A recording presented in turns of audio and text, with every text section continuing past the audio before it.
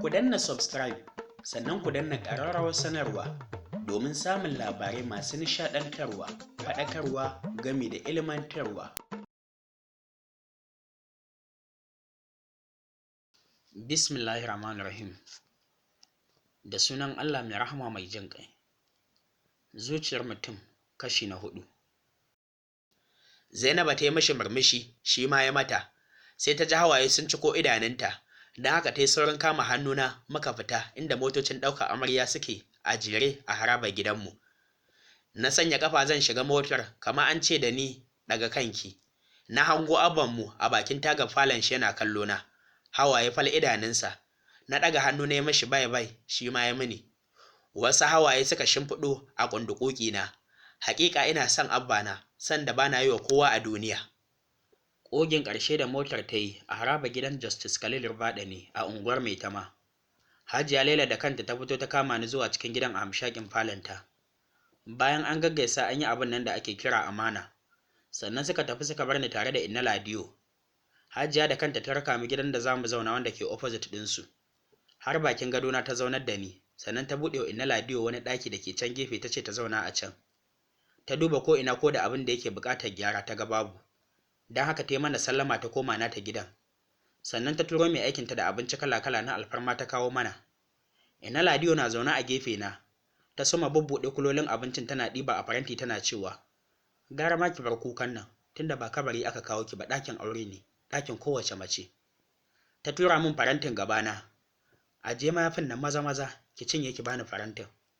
Ganin ba alamun wasa a tare da ita, na karɓi farantin na soma ci, amma hawayena ba su ba ambaliya ba. Ita ma ta zuba nata tana ci tana cewa, haba yarinya sai kukan tsiya, maimakon ki murna ki gode Allah, dubi irin dukiyar da uban ke shirya miki a gida, ga surukar kirki Allah ya baki, in baki dariya ba to ba za ki kuka ba, ke ka ƙare min kukan nan buge miki baki zan yi, sha kawai. Ta gama cin abincinta ta goge baki, ta kwashe kayan ta yi kicin da su, ta dawo ta ɗau filo ta jefa a ƙasa ta yi kwanciyarta. Ba ta daɗe ba ta soma jan mai shari. Na yi zaune a gefen gado, tunanin duniya ya ishe ni. Duk da nake yarinya ƙarama, ban taɓa jin wani aure irin nawa ba. Ban san angon ba, shi ma bai san ni ba. Har dare ya miƙa na kasa barci. Ga min sharin Inna Ladiyo da ke bani tsoro. Babu motsin wani mahaluki a cikin gidan sai haushin karnuka a maƙota.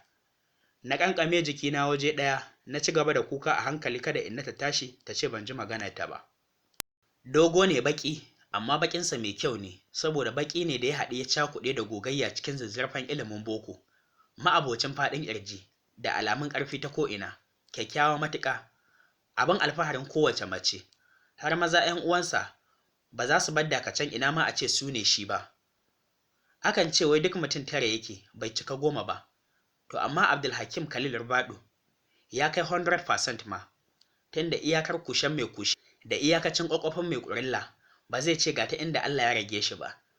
Duk wani da ke tare da shi ya yi shaida akan kyawawan halayensa na haƙuri, juriya da ƙwaƙwalwa. Wata irin ƙwaƙwalwa kamar kwamfuta, wadda in ta zana maka gida, makaranta ko ma'aikata za ka yi tsammanin bature ne zana su. Ɗaya ƙwal kuma jallin jalga alƙali Khalil Ribadu da Hajiya Laila. Bayan shi kuma ba a haifi wani ko wata ba, har inda yau ke motsi, don haka shi ɗin ɗan gata ne na ƙarshe. Bayan karatu mai suna karatu a kan Quantity Survey daga Jami'ar Ahmadu Bello, a halin yanzu ma'aikaci ne na Julius Berger, reshen jihar Lagos, ɗan kimanin shekaru 32. Abdulhakim ya tashi tare da Abdallah, ɗan yayan mahaifin shi a cikin gida ɗaya ɗaki ɗaya, ta yadda in baka san tarihin gidansu ba, da wuya ka san cewa Abdallah ba yayan shi bane ba, domin kamar su ɗaya, sai dai hali kowa da nashi. Abdallah ɗan harka ne sosai da faran-faran da jama'a, ga son mata da son raha, inda suka sha bamban da Abdulhakim kenan. Abdallah zai bawa Abdulhakim shekaru 2, shi kuma ma'aikacin DSTV ne a Kaduna, don haka duk ƙarshen sati suna tare a gida Abuja. Sai yammacin Lahadi suke koma ruwansu. Sauka Abdulhakim kenan daga jirgi, ya haɗa layi ya kira Abdallah ya sanar da shi isowar shi ya zo ya ɗauke shi. Cikin abin da bai haura mintuna 60 ba, Abdallah ya iso airport ɗin Abuja. Suka haɗe a reception, ya karɓi jakar hannun shi bayan sun yi wa juna murmushi. Suka doshi inda Abdallah ya fakin. Sai dai cikin ransa yana matuƙar tausaya wa ɗan uwan shi halin da ya samu kanshi a ciki. Gaba ɗaya ya rame, ya rasa kuzari kamar ba Abdulhakim ma'abocin haba-haba da jama'a ba, fara'a da sanyin zuciya. Ya tabbata abin da dadi ya bai kyauta mishi ba, don shi ɗin shaida ne akan san da yake yi wa Farida. Yi wa Abdulhakim auren huce haushi ba dabara ba ce, da za ta gusan mishi da azabar zuciyar shi da yake ciki. Suna tafi babu mai cewa ofan, don Abdallah ya kame bakinsa. Bai gaya mishi auren da dadi ya mishi ba da sanin shi ba. Shi kuma dama ya daɗe da zama silent tun daga lokacin da ya rasa abin da yake so a rayuwar shi. Suna isowa gida, dadi ma na sanyo hancin motar shi cikin gate ɗin gidan. Don haka duk suka dakata har ya ƙaraso. Abdallah ya buɗe mishi owner side tare da karɓar briefcase ɗin shi. Ya dafa kanshi ya ce, har kun iso? Abdallah ya ce, shi ne dai sai yanzu ya iso dadi, amma ni tun 10 na safe ina cikin Abuja. Abdulhakim ya ƙaraso shi ma yana kwasar gaisuwa. Suka ranka ya falon shi dukkansu. Hajiya Laila ta shigo, ta sha kwalliya cikin shadda da zinare sai walwali take.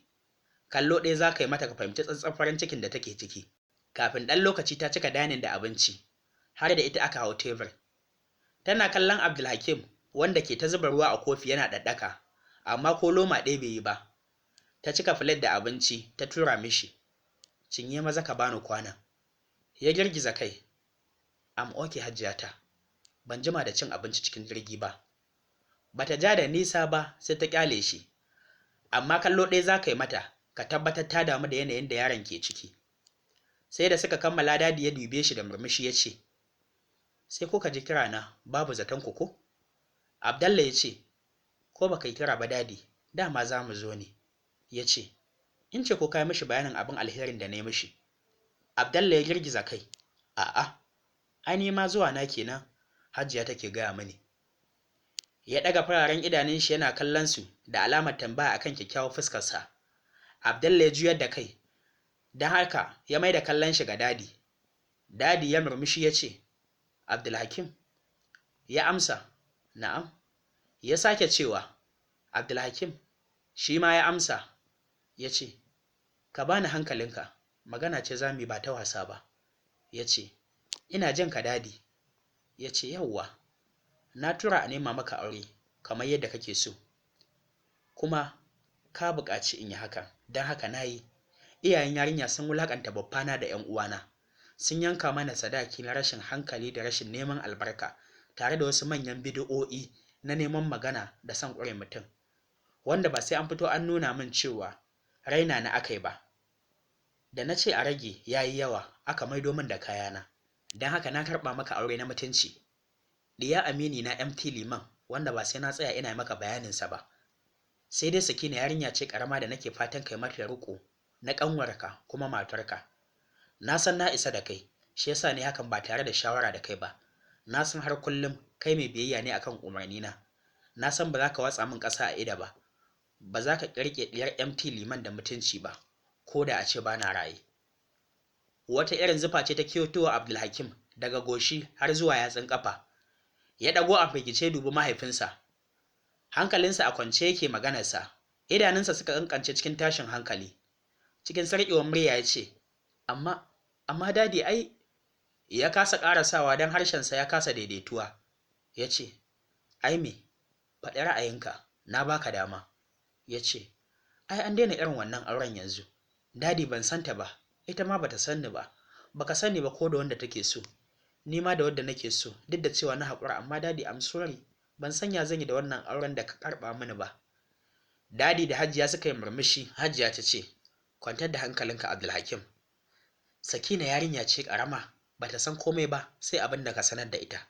Ka zauna lafiya da matarka. Yarinya ce sai girman ƙashi da manyan ɓarage.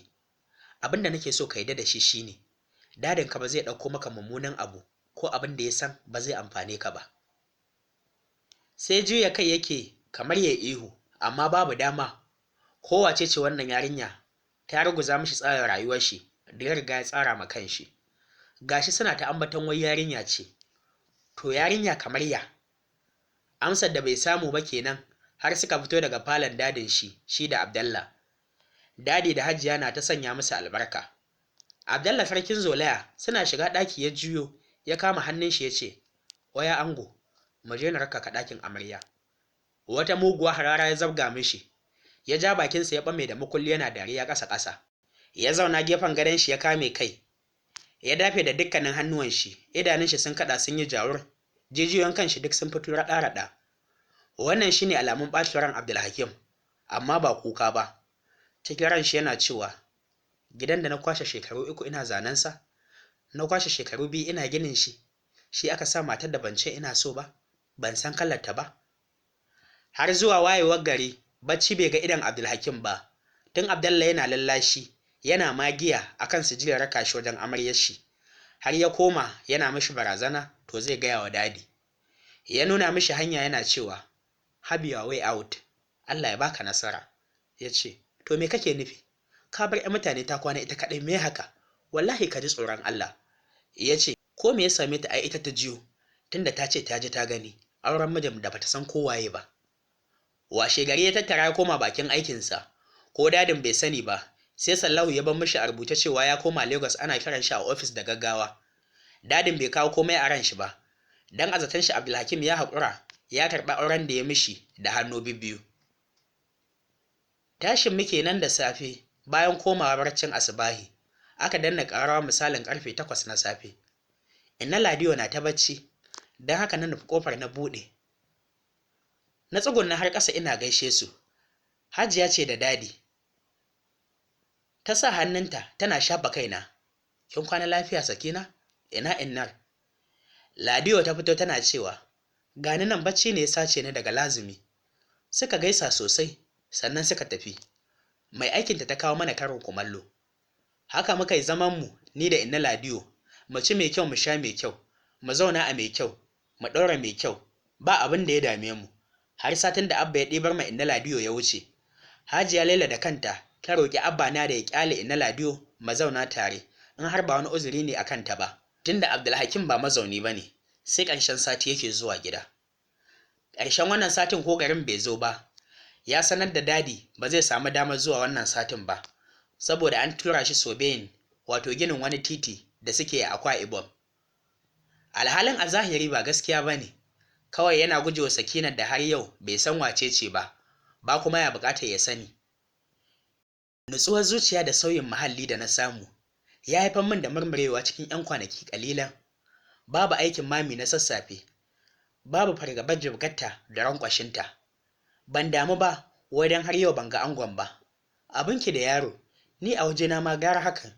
Sai dai makaranta da bana zuwa shine abin ke damuna. Zuwa lokacin na saba da dadi, saboda yadda yake ja na a jiki, tare da nuna kulawarsa gare ni. Duk bayan kwana 2 ko 3, yana shigowa ya ga lafiyata mu gaisa. Don haka yau Litinin da ya shigo cikin shirin ofis da hular shi ta alƙalai a kansa, bayan mun gaisa sai na ja bakina na yi shiru. Ya ce, ya dai Sakina? Na ga bakin yana motsi. Na sunkuyar da kai na ce, dadi ina so in koma makaranta. Ya ce, wace kike zuwa? Na ce, Al-Amin International. Ya ce, bari zan yi waya da Abdulhakim, in ba zai samu zuwa ba wannan satin, sai Abdallah ya mai da ke. Na ce, na gode dadi. Ya yi murmushi, ba godiya tsakaninmu Sakina. Ni babanki ne kin ji? Na gyaɗa kai. Dadi yana isa ofis, ya kira Abdulhakim a waya. Ya yi ƙanƙan da murya yana gas da dadin. Ya amsa yana cewa, yaya Abdulhakim, za ka samu zuwa gida this week? Don kada dadin ya ɗago shi akan ƙin zuwa gida da yake yi, don haka sai ya ce masa, zan zo insha Allahu. Ya ce, to shi kenan, Allah ya maka albarka. Ƙarshen satin ya tattaro ya nufo gida Abuja. Wannan satin ya riga Abdallah sauka, wanda bai iso ba sai yammalis. Tun da ya zo yana tare da Hajiya, suna zancen tsarin filin da za a so mai mata gini. Ta bar zancen gini ta dube shi sosai ta ce, Abdulhakim. Ya ɗago ido ya dube ta ba tare da ya amsa ba. Ta ce, fi sabilillahi me kake nufi da aurenka? Ina lura da kai, har yau baka je inda matarka take ba. Ba fa kare aka ajiye maka ba, ɗan mutum ne mai kima da daraja. Idan har kana so mu shirya, to a yau nake so ka tattara komai naka, ka koma gidanka, kada ka bari dadin ka ya san halin da kake ciki. Ran shi ba zai daɗi ba. Haka ya taso ya fito, duk jikin shi babu ƙwari. Ba ran shi ne ya ɓaci ba, yarinyar ce kawai baya so. A ganin shi, he is old enough da ya ma kanshi zaɓin abokiyar rayuwa, tunda dadi bai fi shi idan ganin mata ba. Ba kowace mace ce ke da abubuwan da yake so a ɗiya mace ba sai Farida. Ya so ma tattare duk wani abin da ya san mallakin shi ne daga ɗakinsu da Abdallah, yana sanyawa a katuwar jaka.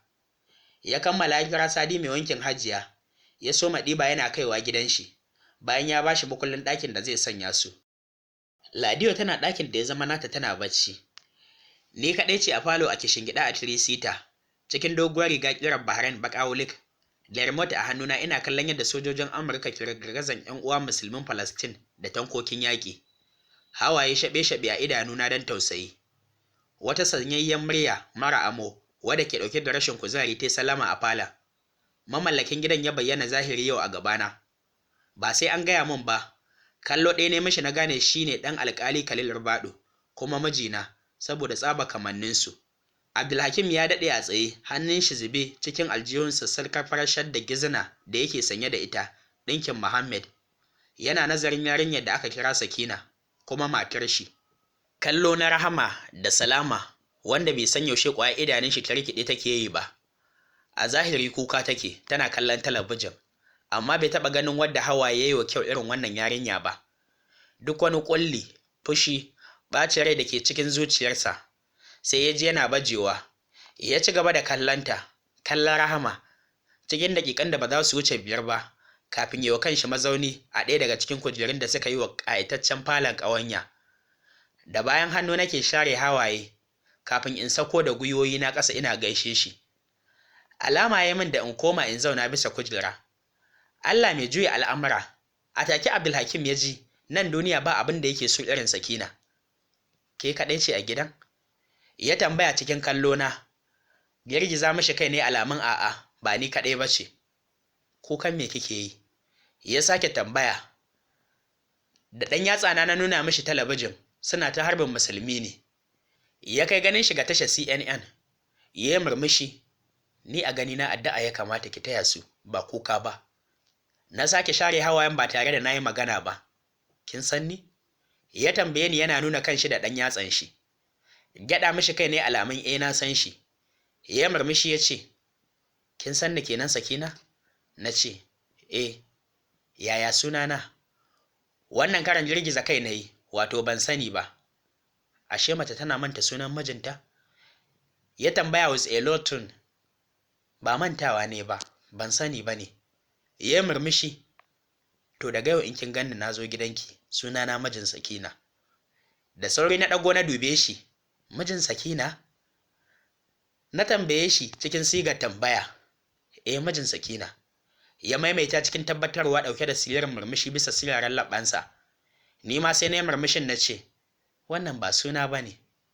In ba suna ba ne menene? In kiya ce. Ashe kina da wayo? Su Hajiya suke cewa Sakina yarinya ce? Murmushi na yi. Ni ba yarinya ba ce. Ina da ƙannena ma.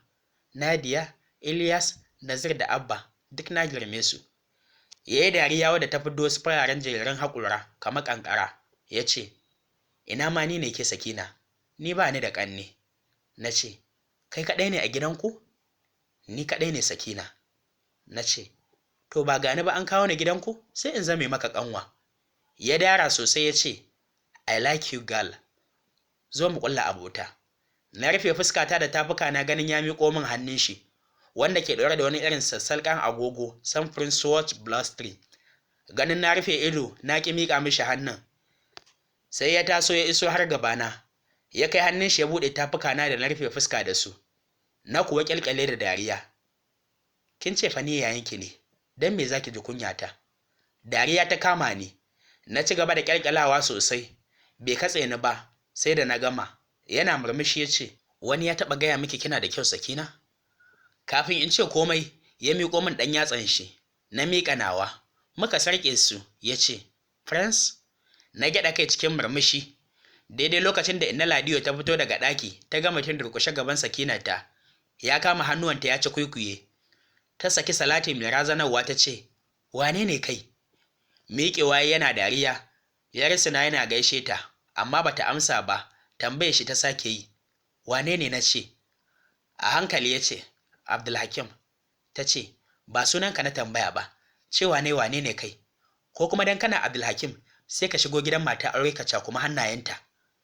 Dariya ya sake yi sosai, kafin ya magana na ce, Inna shi ne mijin Sakina. Ya kama baki yana mamaki, ya ce da Inna, to kin ji Sakina ta hutashe ni. Kunya ta kama Inna, ta juya tana cewa, Au mai gidan ne? Ai ni fushi nake da kai. Tunda na zo gidan nan yau sati 4 baka kamun kuɗin cefane ba. Ya ce, Ki min uzuri Inna, ba na nan ne ina wajen aiki, amma tun da gani na dawo, cefane sai kin ce ya ishe ki.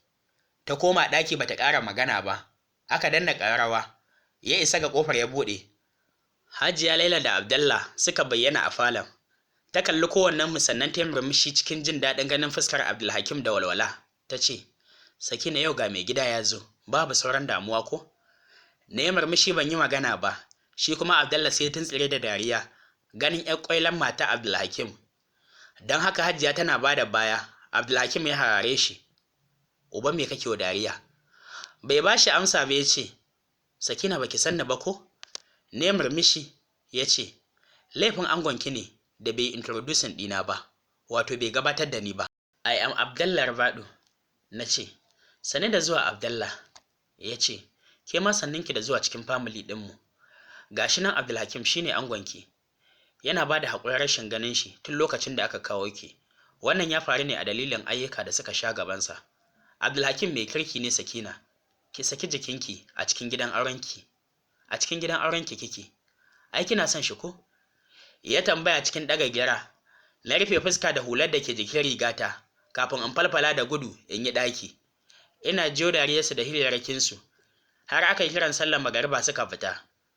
Ƙarfe 9 na dare na fito falo saboda in ci gaba da kallon yaƙin Larabawa da nake son gani. Mijin Sakina ne akan dining yana cin abinci. Ya ce, kawo min ruwa Sakina. Na nufi kicin inda firiji yake. Uce, wato kukun gidan ne, yake wanke-wanken kwanukan da ya amfani da su a sink. Yarisuna yana gaishe ni kamar kullum idan muka haɗu a kicin ɗin. Na ɗauko robar ruwan faro da lemon squash da kofi. Na ɗora a ƙaramin faranti na kawo mijin Sakina. Murmushi ya nuna min kujerar kusa da shi ya ce in zauna. Na zauna ina cewa, ina Abdallah?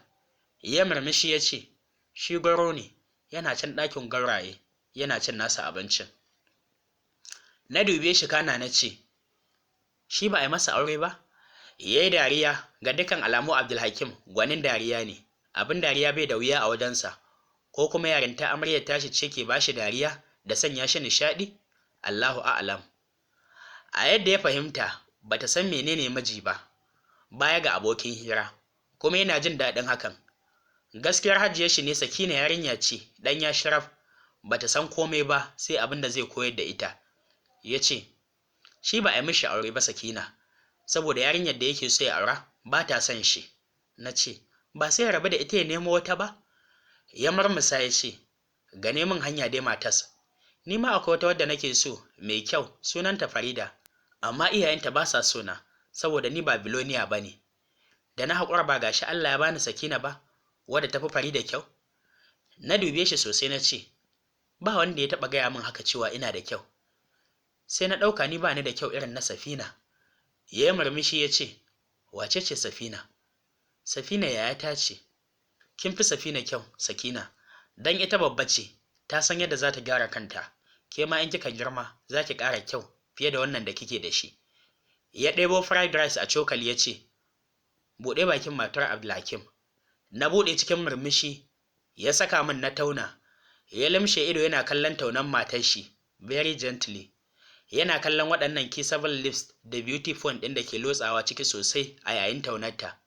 Ga uban gashi cunkus, dunkule cikin tafkeken ribbon. Wani al'amari ya soma zarya a cikin wasu sassa na jikinsa da bai taɓa ji a rayuwarsa ba. To amma ya alƙawarin rainon Sakina. Zai raine ta ne har sai ta zama mutum kafin ya maida ita cikakkiyar mata aure. Ya ce, kin iya girki Sakina? Na ɗaga kai, amma mami ta ce jagwalgwalo nake yi. Ke kika yi wannan girkin? A'a ba ni ba ce, wancan ƙabilan da Hajiya ta kawo ne. Ya ce, to daga yau in zan zo, zan yi miki waya in gaya miki kimin duk irin jagwalgwalan da kika iya shi nake so. Ba na son na uce. Kina ji na? Na ɗaga kai. Kin ga da kamun ki zo, Hajiya ce take min da kanta. Sai dai ki dinga yi a hankali, kada ki ƙone. ba na son abin da zai taɓa lafiyarki Sakina. Ki daina kallon faɗan Larabawa tunda kuka yake sa ki. Na girgiza kai. Ai Abba ya gaya min mamana tana can, shi yasa nake son su. Ya dube ni sosai ya ce, wace ƙasa ya ce miki? Na ce, a Libya. Ya ce, na yi ta tunani tun ɗazu kan jinsin da mata Abdulhakim ta fito. Ashe Sakina ta babban tsatso ce. Na ƙara girmama ki, na kuma ƙara girmama zaɓen babana. Haka na ƙara son sa, sannan na yi nadamar wautar da na soyi a baya. Na kuma yi alƙawarin Sakina wata rana zan kai ki Libya idan mun samu adres a wajen Abba. Manzon Allah sallallahu alaihi wasallam ya ce, ku so Larabawa saboda abu uku. Na ɗaya, ni Balarabe ne. Na biyu, Alƙur'ani Balarabe ne. Na uku, harshen 'yan aljanna shine Larabci. Ban san sanda na kamo hannun shi ba ina murmushi, kafin hawaye su ɓallo su mirgino. Ya kai hannu yana share min ya ce, kada ki kuka, ba na son hawayenki. Tukuicin da nake so ki min idan na kai ki Libya shine, ki tsaya ki karatu, ki bani sakamakon da zan yi alfahari da ke. Ɗazu Dadi ya min zancen makarantarki, don haka zan kai Monday don in kai ki. Sai dai ina son ki kula da kanki Sakina. Ki sani da yanzu ba ɗaya ba ne, yanzu ke babba ce tunda kina da aure. Ba ruwanki da ƙawaye barkatai, ki mai da hankalinki kawai kan abin da ya kai ki. Ki kawo min kyakkyawan sakamako da zan ji daɗi. Kina ji na mata Abdul? Na ce, ina ji mijin Sakina, kuma na yi alƙawarin zan yi abin da ka ce. Ya shafa gashin kaina ya ce, na gode. Har ɗaki na ya raka ni, Ladiyo tuni ta yi barci a ɗakinta. Sai da ya ga kwanciya ta ja lallausan bargo ya rufe ni. Ya kashe lantarki, ya bar min na gefen gado mai raunin haske. Ya yi kamar zai sumbaci goshina, ko me ya tuna, kuma ya fasa. Ya yi min murmushi ya ce, good night. Ni ma murmushin na mayar masa, mai nuna jin daɗi da kulawar shi. Da baya ya fita daga ɗakin, ya maido ƙofar ya rufe. Na lamshe ido barci mai daɗi ya fusge ni, cike da mafarkai masu daɗi, duk akan Abdulhakim ɗin da ya kirayi kanshi da mijin Sakina. To ‘yan uwa, ku dakace mu anan zuwa cikin kashi na 5 wanda zai zo muku a gobe idan Allah ya kai mu. Kada ku gaza da mu ta hanyar yi mana liking tare da yin comment don ƙara mana ƙarfin gwiwa wajen ci gaba da kawo muku wannan labarin akan lokaci. Mun gode.